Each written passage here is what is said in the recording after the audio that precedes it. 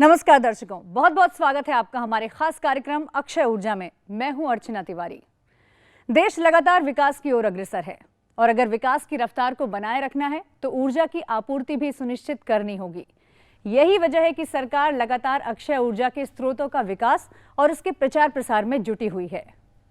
अक्षय ऊर्जा में आज हम बात करेंगे एक ऐसी ऊर्जा के बारे में जिसे न केवल कुशल ऊर्जा वाहक माना जाता है बल्कि ये बेहद साफ और पर्यावरण के अनुकूल भी है, यानी कि हाइड्रोजन ऊर्जा। क्या है हाइड्रोजन ऊर्जा, इसका इस्तेमाल कैसे होता है, जानेंगे अपने एक्सपर्ट से। और बातचीत करने के लिए हमारे साथ स्टूडियो में दो बेहद खास मेहमान इस वक्त मौजूद हैं। हमारे साथ एमआर नोनी जी हैं जो निदेशक हैं नवीन एवं नवीकरणीय ऊर्जा मंत्रालय। बहुत बहुत स्वागत है आपका। साथ ही आईआईटी दिल्ली से प्रोफेसर एलन दास हमारे साथ हैं। सर, आपका भी बहुत बहुत स्वागत है। तो इससे पहले कि अपने एक्सपर्ट से हम जाने हाइड्रोजन ऊर्जा के बारे में, आइए सबसे पहले देखते हैं अक्षय ऊर्जा पर बनी ये छोटी सी कहानी। हमारी धरती का 2/3 भाग पानी है। वैज्ञानिक विश्लेषण इस बात की पुष्टि करते हैं कि पानी का निर्माण 2 परमाणु हाइड्रोजन और 1 परमाणु ऑक्सीजन के मेल से हुआ है। संपूर्ण ब्रह्मांड में व्याप्त हाइड्रोजन का एकल परमाणु ऊर्जा का एक महत्वपूर्ण स्रोत है। यह हवा से हल्की और गैसोलीन से 3 गुना ऊर्जा देने में सक्षम है। देश में हाइड्रोजन ऊर्जा इस समय अनुसंधान और विकास के अत्याधुनिक पायदान पर हैं और निरंतर विकास लिए हुए है। इस दिशा में नवीन और नवीकरणीय ऊर्जा मंत्रालय विशेष तौर पर सहायक है। मंत्रालय द्वारा इससे जुड़ी विभिन्न परियोजनाओं को सहायता दी जा रही है। इन प्रोजेक्ट्स द्वारा इस बात की पुष्टि की जा चुकी है कि हाइड्रोजन गैस को बतौर ईंधन सीएनजी और डीजल में मिलाकर प्रयोग किया जा सकता है। इसके अलावा आईसी इंजन्स में भी इसके सीधे प्रयोग में भी सफलता प्राप्त की जा चुकी है। मेक इन इंडिया कार्यक्रम के तहत ये एक विशेष सफलता लिए हुए कार्यक्रम है जो देश को भविष्य का गौरव दिखाता है और ऊर्जा की आवश्यकता की पूर्ति में सहायक है। इसमें कोई दो राय नहीं कि हाइड्रोजन ईंधन पेट्रोल और डीजल का बेहतर और सटीक विकल्प है। नवीन एवं नवीकरणीय ऊर्जा मंत्रालय द्वारा हाइड्रोजन ऊर्जा को प्रोत्साहित करने की दृष्टि से तकनीकी और वित्तीय सहायता प्रदान की जा चुकी है। ये भविष्य का वो ईंधन है जो स्वच्छ, सस्ता और कभी न समाप्त होने की क्षमता लिए हुए है। इसका प्रयोग व्यावसायिक स्तर पर क्रांति लाएगा। वो दिन दूर नहीं जब छोटे बड़े वाहन, रेल इंजन, मशीनें, उपकरण, यहाँ तक कि अंतरिक्ष यान भी हाइड्रोजन के द्वारा संचालित होंगे। ये एक गौरव की बात है कि भारत में हाइड्रोजन ईंधन की दिशा में महत्वपूर्ण सफलताएं हाथ लगी है और कई महत्वपूर्ण अनुसंधान कार्य जारी है। यूं भी भारत हाइड्रोजन अनुसंधान की दिशा में विश्व स्तर पर अग्रणी रहा है। हाइड्रोजन ऊर्जा देश में बढ़ती ऊर्जा मांग का सशक्त जवाब है, नवीन एवं नवीकरणीय ऊर्जा मंत्रालय का गौरवशाली अंग है और देश की शान है।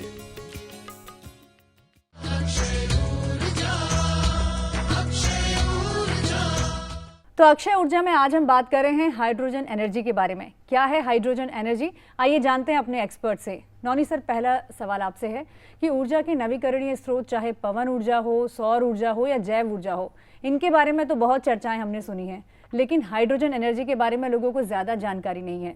तो सबसे पहले तो यही बताइए कि हाइड्रोजन एनर्जी होती क्या है।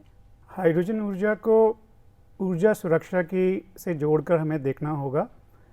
हम मूल रूप से अपनी ऊर्जा की आपूर्ति के लिए खनिज तेल और प्राकृतिक गैस पर निर्भर हैं। अधिकतर इनके संसाधन मिडिल ईस्ट में कंसंट्रेटेड हैं। दूसरा ये है कि हम लगभग अपना 80% खनिज तेल आयात करते हैं और इसके लिए हमें काफ़ी अपना फॉरेन एक्सचेंज खर्च करना पड़ता है। ऊर्जा सुरक्षा की दृष्टि से हमें अपने स्थानीय संसाधनों पर निर्भर होना पड़ेगा और हाइड्रोजन एक ऊर्जा का अच्छा विकल्प है। न केवल ये एक साफ सुथरी ऊर्जा है बल्कि ये पर्यावरण की दृष्टि से भी अनुकूल है। इसे गाड़ियों को चलाने के लिए इस्तेमाल किया जा सकता है, इसे विकेंद्रीकृत विद्युत उत्पादन के लिए इस्तेमाल किया जा सकता है और यह काफ़ी हद तक हमें ऊर्जा सुरक्षा प्रदान कर सकती है। प्रोफेसर दास, अगला सवाल आपसे। हमारी ऊर्जा ज़रूरतें बहुत ज़्यादा हैं, अगर हम उस दृष्टिकोण से देखें तो क्या महत्व है हाइड्रोजन ऊर्जा का? हाइड्रोजन एक क्लीन फॉर्म का चीज़ है, तो अगर आप इसको व्हीकल में, जानवाहन में इस्तेमाल करते हैं तो पोल्यूशन बिल्कुल रहेगी नहीं। पेट्रोल डीजल व्हीकल वगैरह में आपका कार्बन मोनोऑक्साइड, हाइड्रोकार्बन, स्मोक सब रहता है, ये सब चीज़ हाइड्रोजन में रहेगा नहीं। और एक चीज़ है, हाइड्रोजन का एक सोर्स है जो ऑलमोस्ट इनफाइनाइट है। टेक्नोलॉजी अगर डेवलप किया जा सकता है तो हाइड्रोजन आप पानी से निकाल सकते हैं सोलर एनर्जी यूज़ करके, अगेन इट इज़ रिसाइक्लेबल। सो इसलिए एक हाइड्रोजन आप समझिए एक अल्केमी स्ट्रीम है। तो अल्टीमेट सॉल्यूशन जो अभी हम लोग एनर्जी क्राइसिस और एनवायरमेंटल डिग्रेडेशन के चक्कर में है, वो पूरा सॉल्व हो जाएगा हाइड्रोजन के बारे में। हम सब जानते हैं हाइड्रोजन एक बेसिक एलिमेंट है, तो हमारे आसपास किस तरह से विद्यमान है हाइड्रोजन, इसका उत्पादन किस तरह किया जाता है? हाइड्रोजन हमारे आसपास या ब्रह्मांड में स्वतंत्र रूप से उपलब्ध नहीं है, लेकिन कंबाइंड फॉर्म में यह पानी में, हाइड्रोकार्बन्स में, लकड़ी में या अन्य पदार्थों में उपलब्ध है। अगर हमें हाइड्रोजन को उत्पन्न करना है, पैदा करना है, तो इसे उन पदार्थों से अलग करना होगा और अलग करने के लिए अलग अलग प्रणालियाँ इस्तेमाल की जाती हैं। सबसे अधिक हाइड्रोजन का उत्पादन प्राकृतिक गैस से किया जाता है और प्राकृतिक गैस से जिस पद्धति से हाइड्रोजन को उत्पन्न किया जाता है उसे कहते हैं स्टीम मीथेन रिफॉर्मेशन। इसके अलावा हम पानी का विघटन करके हाइड्रोजन उत्पन्न कर सकते हैं। इसके लिए हमें बिजली की आवश्यकता होगी। किसी भी तरीके से उत्पन्न की गई बिजली को इस तरह पानी के विघटन से हाइड्रोजन प्रोड्यूस करने के लिए किया जा सकता है। अगर हम नवीकरणीय ऊर्जा पर आधारित प्रणालियों से जो बिजली पैदा होती है उसका उपयोग पानी के विघटन के लिए करेंगे तो उस तरह से प्राप्त हाइड्रोजन बिल्कुल साफ़ सुथरी होगी और वह किसी भी तरह से जो हमारे वातावरण को जो गैसें गर्म करती हैं उन गैसों का उत्सर्जन नहीं करेंगी। कुछ रासायनिक इकाइयां हैं जो कि कॉस्टिक सोडा का उत्पादन करती हैं, वहाँ पर भी हाइड्रोजन का सह उत्पाद के रूप में बिजली का इस्तेमाल करते हुए उत्पादन किया जाता है। लेकिन जो सबसे सस्टेनेबल प्रोसेस रहेगा वो पानी से होगा, सौर ऊर्जा का इस्तेमाल करते हुए। प्रोफेसर दास, आईआईटी दिल्ली में इस पर किस तरह से अनुसंधान चल रहा है और दूसरे संस्थानों की बात करें तो वहाँ पर रिसर्च और डेवलपमेंट का क्या काम चल रहा है? आईआईटी दिल्ली में हम लोग 30 साल से ऑल्टरनेटिव फ्यूल्स के ऊपर काम कर रहे हैं। हम सबको पता है कि पेट्रोल डीजल ख़त्म होने वाली है, लेकिन जो इंटरनल कंबस्शन इंजन के ऊपर जो व्हीकल्स है उसको हम डिस्कार्ड नहीं कर सकते, इसलिए उसके लिए कुछ फ्यूल चाहिए। इस दृष्टि से देखा जाए कि बाद में एनवायरनमेंट कंपोनेंट आ गया तो हम लोग different type of alternative fuels try करते हैं। हाइड्रोजन का ऊपर हमने बोथ पेट्रोल इंजन और डीजल इंजन को कन्वर्ट किया। पेट्रोल इंजन के लिए हम लोगों ने एक इंजेक्शन सिस्टम डेवलप किया, उसमें हम लोग पेट्रोल इंजन को चलाते हैं और diesel engine total hydrogen operation में हो नहीं पाएगा, बट इंडियन कंटेक्स्ट में डीजल इंजन काफ़ी इम्पोर्टेंट है। हम करीब 5-6 गुना डीजल कंज्यूम करते हैं पेट्रोल के हिसाब से, तो इस एरिया में इंडिया का रोल थोड़ा डिफरेंट है from other countries like USA, Canada and India. So diesel engine को हमने डुअल फ्यूल ऑपरेशन में भी कन्वर्ट किया है, हाइड्रोजन और डीजल मिला के। सबसे बड़ी चीज़ है, मोस्ट अट्रैक्टिव फीचर है कि आपका पेट्रोल डीजल व्हीकल में जो पोल्यूटेंट्स रहते हैं, हाइड्रोजन में चलाने से पेट्रोल इंजन में सिर्फ ऑक्साइड्स ऑफ नाइट्रोजन रहेंगे। वो ऑक्साइड्स ऑफ नाइट्रोजन को भी हम बहुत कम कर सकते हैं, क्योंकि थोड़ा सा ही हाइड्रोजन में, इसको कहते हैं एयर फ्यूल रेशियो, जैसे इक्विवेलेंस रेशियो। वो एयर फ्यूल रेशियो बहुत कम होता है, तो थोड़ा सा हाइड्रोजन लेके भी हम पेट्रोल इंजन चला सकते हैं, तो प्रैक्टिकली हम लोग जीरो एमिशन व्हीकल यूज़ कर सकते हैं। हमने हाइड्रोजन CNG ब्लेंड का ऊपर भी काम किया। तो हम लोगों ने क्या किया, जो भी व्हीकल है, जो भी DG सेट है, पंप सेट है, इसको कैसे हाइड्रोजन इसमें इस्तेमाल किया जाए, वो टेक्नोलॉजी हम लोग डेवलप कर रहे हैं IIT दिल्ली में। ट्रांसपोर्टेशन के लिए इसका मुख्य रूप से इस्तेमाल हो सकता है। उद्योगों की अगर बात करें सर, तो उद्योगों में क्या इस्तेमाल होगा हाइड्रोजन का? हम सब ने बचपन में गुब्बारे तो उड़ाए ही होंगे, उन गुब्बारों को भरने के लिए हाइड्रोजन का इस्तेमाल होता था। ये तो हल्की फुल्की बात रही, लेकिन काफ़ी उद्योगों में हाइड्रोजन का इस्तेमाल होता है। जो यूरिया हम खेतों में उर्वरक के तौर पर प्रयोग में लाते हैं, उसके लिए हाइड्रोजन का इस्तेमाल किया जाता है। इसके अलावा जो कच्चे तेल को साफ़ करने की रिफाइनरीज़ होती हैं, वहाँ पर भी हाइड्रोजन का काफ़ी व्यापक स्तर पर इस्तेमाल होता है। हम जो डीज़ल और पेट्रोल अपनी गाड़ियों में इस्तेमाल करते हैं, उसमें सल्फ़र की मात्रा को कंट्रोल करने के लिए रिफाइनरीज़ हाइड्रोजन का इस्तेमाल करती हैं, ताकि डीज़ल और पेट्रोल में सल्फ़र की मात्रा एक लेवल से कम रहे। उससे जो जितने भी प्रदूषण होगा वो काफ़ी कम हो जाएगा। इसके अलावा वनस्पति उद्योग हाइड्रोजन का इस्तेमाल करता है। बिजली संयंत्रों में जनरेटर को ठंडा रखने के लिए हाइड्रोजन का इस्तेमाल होता है। मेटलर्जिकल इंडस्ट्री भी हाइड्रोजन का उपयोग करती हैं। तो जहाँ तक हाइड्रोजन के इस्तेमाल से संबंधी बात है, तो उसका काफ़ी उद्योगों में हाइड्रोजन का इस्तेमाल होता आ रहा है। हाँ, इसका ऊर्जा में इस्तेमाल करना एक नई पहल है। सर, जो तिपहिया वाहन प्रोजेक्ट हमने प्रगति मैदान में देखा, उसके बारे में कुछ बताइए। IIT दिल्ली में हम लोग करीब 30 साल से हाइड्रोजन इंजन रिसर्च का काम कर रहे हैं। It will be necessary to say here कि MNRE हमको 80 से प्रोजेक्ट्स स्पॉन्सर कर रही है, तो इस हिसाब से हमारा काफ़ी इंफ्रास्ट्रक्चर डेवलप हुआ है। हम लोगों ने काफ़ी पब्लिकेशंस भी किया है, कॉन्फ्रेंस वगैरह में एंड रिसर्च जर्नल में। एक बार international association of hydro energy का प्रेसिडेंट, जो भी होते हैं editor in chief of international journal of hydro energy, वो IIT दिल्ली आए थे। उन्होंने हमारा हाइड्रो रिसर्च देखा, तो हम लोग बात कर रहे थे। वो बोल रहे थे कि इतना काम इंडिया में हुआ है, आप क्यों, why don't you take this from lab to land. तो हमने सोचा ये तो बड़ा डिफ़िकल्ट चीज़ है, क्योंकि हाइड्रोजन बोलते हैं तो लोग हाइड्रोजन बम, हिंडनबर्ग डिजास्टर सोचते हैं। तो हमने सोचा कि हम एक व्हीकल डेवलप करेंगे। तो उस सिलसिले में हमने सोचा कि 3 wheeler is a popular transportation system in the country. बड़े टाउन में, सिटीज़ में 3 व्हीलर। तो हम लोगों ने लकीली उसी time Mahindra and Mahindra, doctor Pawan Goenka also took a lot of interest, Air Products वालों ने भी interest. So it was a very opportunistic movement कि hydrogen production, hydrogen research and application the vehicle तीनों हो गया।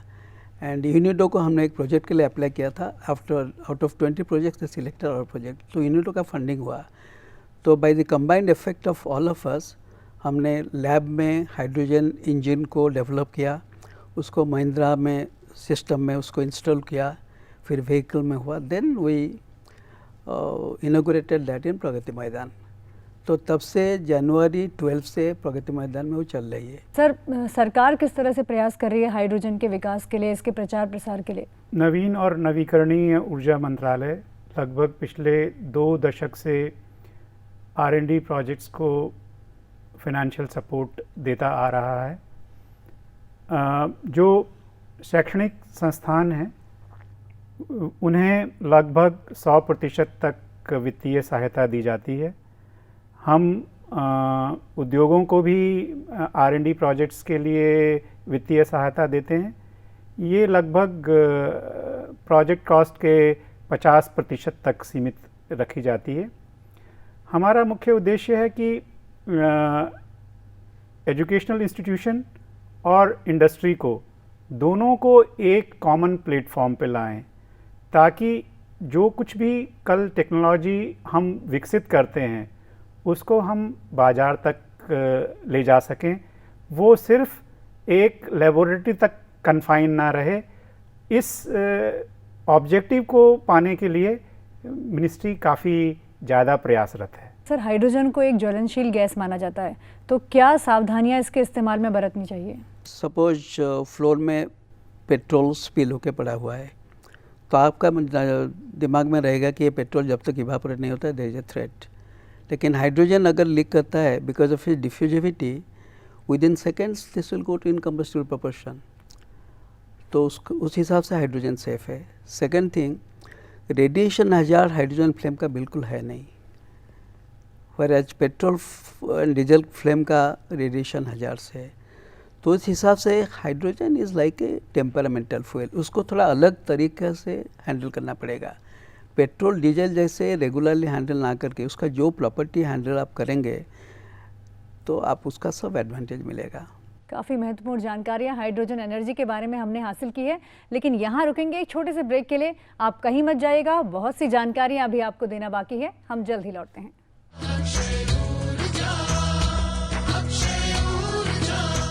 अक्षय ऊर्जा में आज हम बात कर रहे हैं हाइड्रोजन ऊर्जा के बारे में।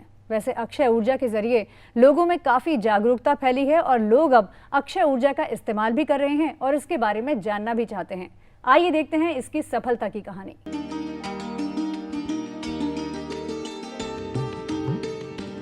सूर्य का प्रकाश न केवल दुनिया से अंधकार मिटाता है, बल्कि समग्र ऊर्जा का मूलभूत आधार भी है। लेकिन रात के अंधेरे में जब हम चाहते हैं कि सूर्य का प्रकाश हमारे पास हो, तो ये संभव नहीं होता। परंतु अब सूर्य की रोशनी को दिन में कैद करके रात को इस्तेमाल किया जा सकता है। दिन में सूर्य से ऊर्जा लेकर रात को इस प्रकाश को देने वाली छोटी सी पावर हाउस का नाम है सौर लालटेन। ऊर्जा की सभी कुदरती स्रोतों में से सौर ऊर्जा न सिर्फ सबसे शक्तिशाली है, बल्कि पर्याप्त मात्रा में उपलब्ध होने के कारण इसके उपयोग में कई संभावनाएं नजर आती हैं। अब इन संभावनाओं को साकार कर रहे हैं उड़ीसा के छोटे छोटे गांव में बसे लोग। उड़ीसा के देहाती इलाकों में सौर लालटेन का उपयोग दिन प्रतिदिन बढ़ता जा रहा है। खास करके ग्रामीण क्षेत्र के बुनकर और कारीगरों के लिए सौर लालटेन काफी फायदेमंद साबित हुआ है। राज्य के गांव में बिजली का संकट हमेशा लगा रहता है, जिसके चलते कारीगर रात को काम नहीं कर पाते। केरोसिन लालटेन इस्तेमाल का खर्चा उठाना भी इन कारीगरों के लिए आसान नहीं है।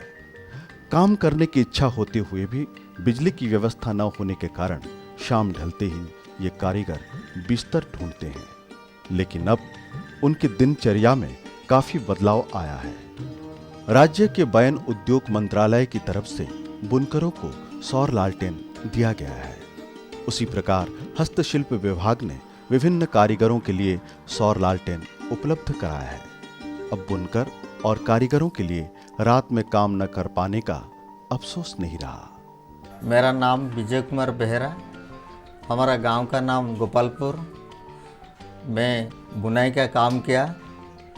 हमारा गांव में लाइन का बहुत बड़ा प्रॉब्लम, रात में लाइन नहीं रहता है, तो सरकार से जो मिला है सोलर लाइट, इसमें रात में हम लोग ज़्यादा काम किया तो ज़्यादा बुनाई भी किया, ज़्यादा पैसा भी कमाया। खास करके महिला बुनकर और कारीगरों को सौर लालटेन के जरिए रोजगार का एक अच्छा अवसर मिल पाया है। घर के कामकाज निपटाने के बाद ये महिलाएं आजकल कारीगरी में अपना हाथ बटाती हैं। ज्यादा कमाने के इस जज्बे को बल मिलता है सौर लालटेन की रोशनी से।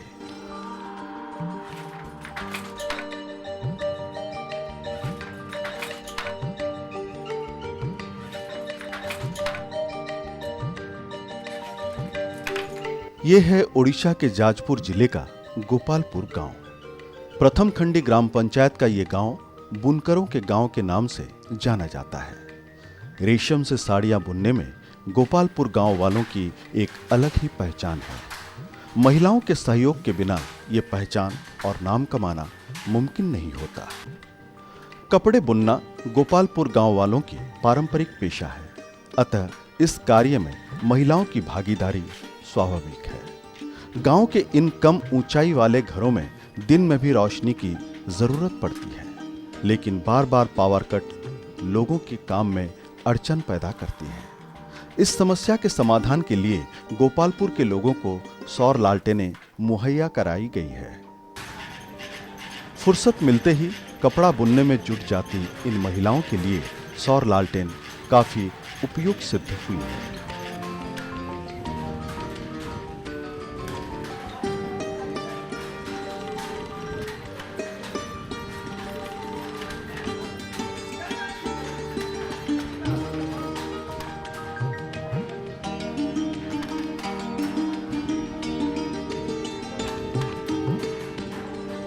न सिर्फ चूल्हा चौका संभालने वाली औरतें बल्कि पढ़ाई करने वाली लड़कियां भी सौर लालटेन से लाभ उठा सकती हैं। पहले ये लड़कियां रात में कॉपी किताब छू नहीं पाती थीं, अब आराम से पढ़ाई कर पा रही हैं। अतः सौर लालटेन महिला सशक्तिकरण के क्षेत्र में एक अनोखी पहल है। महिलाओं के सामाजिक और आर्थिक स्थिति में सुधार लाने के अलावा ये लालटेन शिक्षा और जागरूकता फैलाने में भी मददगार साबित हुई है। सौर लालटेन के माध्यम से नारी सशक्तिकरण को बढ़ावा देने की एक और मिसाल है ओडिशा के चांदुआ यानी रंगीन अधिरोपित शामियाना उद्योग। ओडिशा के पुरी जिले का पिपली गांव दुनिया भर में अपने इस रंगीन शामियाना उद्योग के लिए जाना जाता है। यहाँ के रंगीन अधिरोपित शामियाना की चाहत दुनिया के हर कोने में देखने को मिलती है। कभी मठ मंदिरों में और तीज त्योहारों में इस्तेमाल किया जाने वाला ये रंगीन शामियाना अब घर के अंदरूनी सजावट के लिए भी भारी मात्रा में उपयोग में लाया जा रहा है। छोटे छोटे रंगीन कपड़ों को सिलाई करके चांदुआ यानी ये रंगीन अधिरोपित शामियाना बनाया जाता है। इस घरेलू उद्योग में महिलाओं की सक्रिय भूमिका रहती है। कुछ महिलाएं अपने घर में ही शामियाना बनाने का काम करती हैं और कुछ स्वयं सहायक समूहों के तहत इस काम में हिस्सा लेती हैं। अब पिपली के इस रंगीन अधिरोपित शामियाना उद्योग के विकास के लिए सौर लालटेन के इस्तेमाल से महिलाओं को बहुत लाभ मिला है। जिला उद्योग केंद्र की तरफ से इन महिलाओं को सौर लालटेन दिया गया है। इस रंगीन अधिरोपित शामियाना बनाने में सुई और धागे का काफी इस्तेमाल होता है, इसलिए पर्याप्त प्रकाश का होना बहुत जरूरी है। अब चाहे बिजली रहे या ना रहे, सौर लालटेन के होते हुए इन महिलाओं के काम में कोई रुकावट ही नहीं। मजे से शामियाना बनाती हैं ये महिलाएं। कोई रंगीन कपड़ा काटता है तो कोई कपड़ों के छोटे छोटे टुकड़ों को सिलने में व्यस्त रहता है। पिपली और दूसरे गांव के लोगों में सौर लालटेन ने ही उम्मीद जगाई है। विशेष रूप से महिलाओं के सशक्तिकरण और स्वावलंबन में इस सौर लालटेन की बहुत बड़ी भूमिका है। मेरा नाम प्रियदर्शनी दास है। मैं बीजेपी कॉलेज में पाठ पढ़ती हूँ। मैं दिन में कॉलेज जाती हूँ। लौटने के बाद घर में माँ का चांदों काम में सहायता करती हूँ। गांव गहल का कथा है, इस शाम को बिजली कट जाती है। गवर्नमेंट की तरफ से हमको एक सोलर लाइट मिला है, इसलिए हम सोलर लाइट के सहायता में चांदों काम करते करते पाठ भी पढ़ती हूँ। परिवार और समाज को व्यवस्थित रूप से चलाने में महिलाओं की भूमिका अनिवार्य है और महिला जितनी स्वावलंबी होंगी, परिवार और समाज की आर्थिक व्यवस्था उतनी ही सुदृढ़ होगी। इस मायने से देखा जाए तो बुनकर और कारीगरों के परिवार की ये महिलाएं अपना घर संभालने के साथ साथ परिवार की पारंपरिक कला और पेशा को भी संभालती हैं और ग्रामीण जीवन व्यतीत करने वाली इन महिलाओं के लिए जहां एक तरफ ऊर्जा का संकट है, वहीं दूसरी तरफ ये सौर लालटेन वरदान साबित हुई है। इससे न सिर्फ इनकी जिंदगी में नया प्रकाश आया है, बल्कि इन्हें स्वावलंबी बनाने में भी मददगार सिद्ध हुआ है। और यहाँ रुकेंगे एक और ब्रेक के लिए। ब्रेक के बाद होगा सवाल आपके लिए।